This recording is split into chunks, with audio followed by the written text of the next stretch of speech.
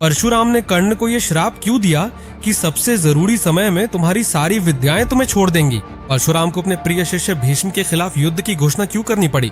परशुराम को क्षत्रियों का 21 बार संहार क्यों करना पड़ा? एक ही बार में वो संहार क्यों नहीं रुका? भयानक क्षत्रिय संहार के बाद परशुराम ने जीती हुई सारी भूमि किस महर्षि को दान में दी? दान देने के बाद से कहां चले गए? इन सभी सवालों के जवाब इस वीडियो में जानेंगे।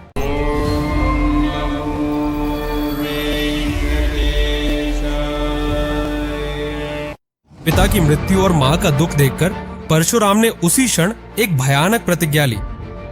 उन्होंने शपथ ली कि धरती पर अधर्म फैलाने वाले, निर्बलों को सताने वाले और ब्राह्मणों का अपमान करने वाले इन दुष्ट क्षत्रिय वंशों का 21 बार पूरी तरह से संहार करूंगा। उस दिन से वे क्रोध के अवतार बनकर यम धर्मराज की तरह बदल गए।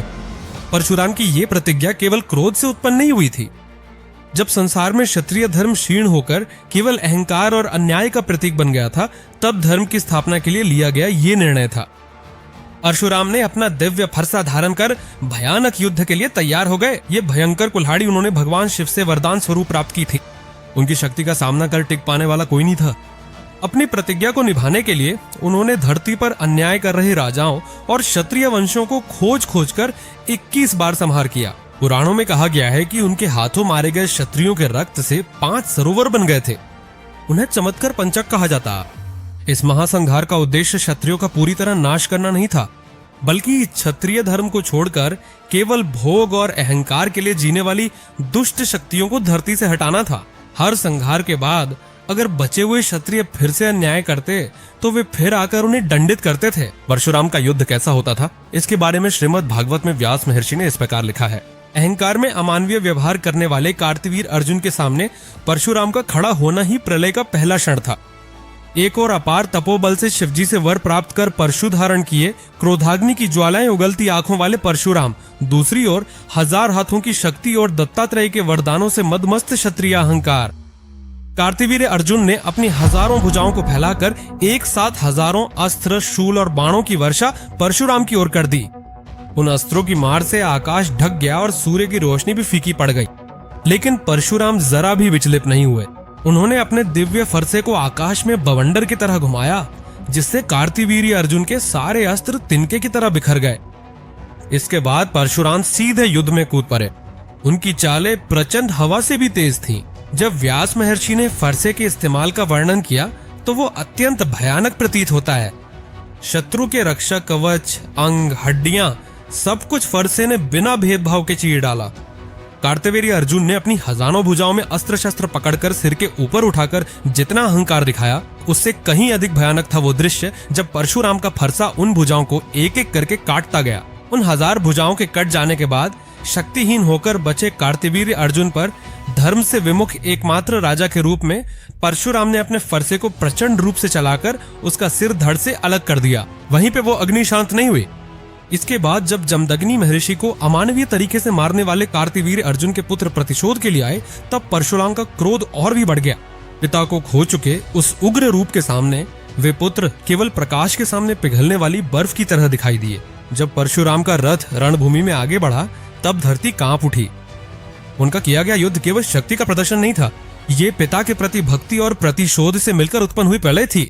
उन्होंने एक ही समय में अनेक राजाओं और उनकी सेनाओं को अपनी फरसा से तितर बितर कर दिया। रक्त नदियों की तरह बहकर धरती को भिगो गया। ये एक रक्त यज्ञ था। उन पुत्रों में जो भी अहंकार से भरे थे, उन्हें उन्होंने धर्म के लिए बलि चढ़ा दिया। इस यज्ञ के बाद उन्होंने अपनी तलवार से जीती हुई सारी भूमि और अपनी सारी संपत्ति कश्यप महर्षि को दान कर दी। धरती पर मेरा अधिकार समाप्त हो गया, ये घोषणा करके कश्यप महर्षि की आज्ञा अनुसार उन्होंने अपने निवास के लिए एक नया स्थान बनाया।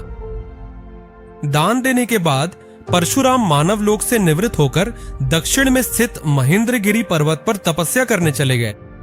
भागवत में कहा गया है कि वे सप्त चिरंजीवियों में से एक हैं और आज भी जीवित हैं। श्रीमद् भागवत में उल्लेखित एक और महत्वपूर्ण प्रसंग यह है कि रामायण में श्री रामचंद्र ने शिव धनुष को तोड़ने के बाद परशुराम वहां आए थे। शिव धनुष के टूटने पर क्रोधित परशुराम ने वहां मौजूद राम को परखने के लिए विष्णु का धनुष उनके हाथ में देकर उसे चढ़ाने के लिए कहा। जब राम ने उस विष्णु धनुष को आसानी से चढ़ा दिया, तब परशुराम को समझ में आ गया कि राम ही महाविष्णु के एक और अवतार हैं।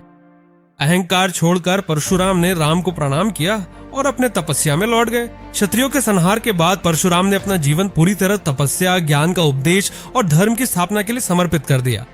उन्होंने अपने शस्त्रों को एक ओर रख दिया और केवल योग्य शिष्यों को ही विद्या सिखाना शुरू किया। परशुराम के शिष्यों में सबसे महान वीर भीष्माचार्य थे। भीष्म बचपन से ही पराक्रमी थे।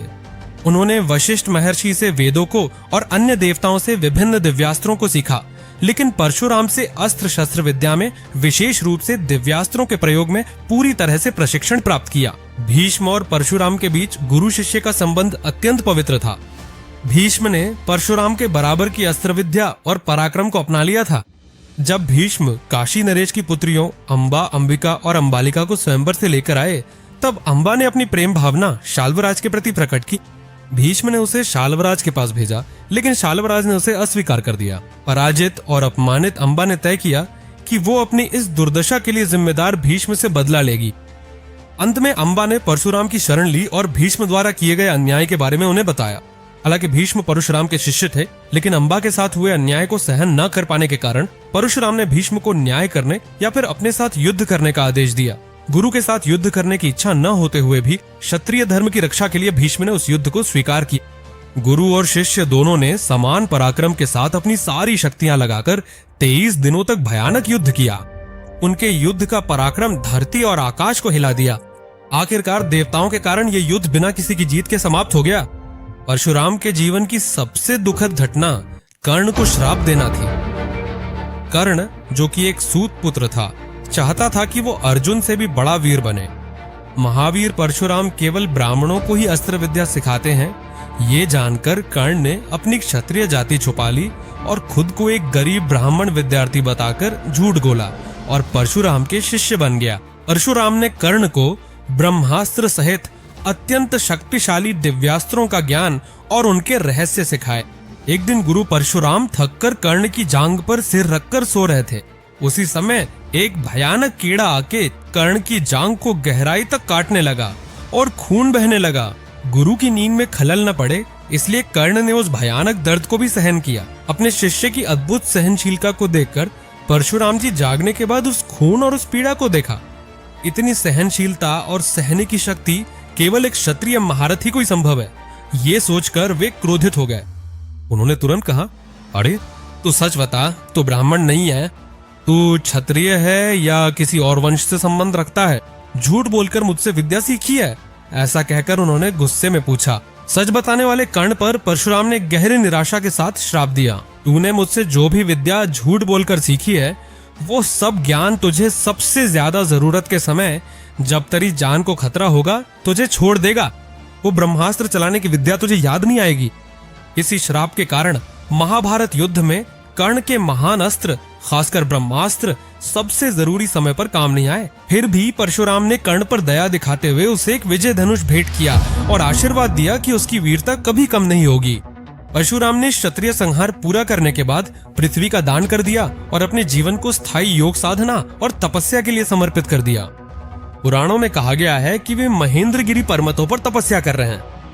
पृथ्वी को कश्यप महर्षि को दान करने के बाद परशुराम के निवास के लिए एक नए स्थान की आवश्यकता पड़ी। तब वे पश्चिमी समुद्र तट पर गए और अपनी दिव्य परशु कुल्हाड़ी को फेंक दिया। जहां उनकी परशु गिरी, वहां तक समुद्र पीछे हट गया और वो स्थान नया भूभाग बन गया।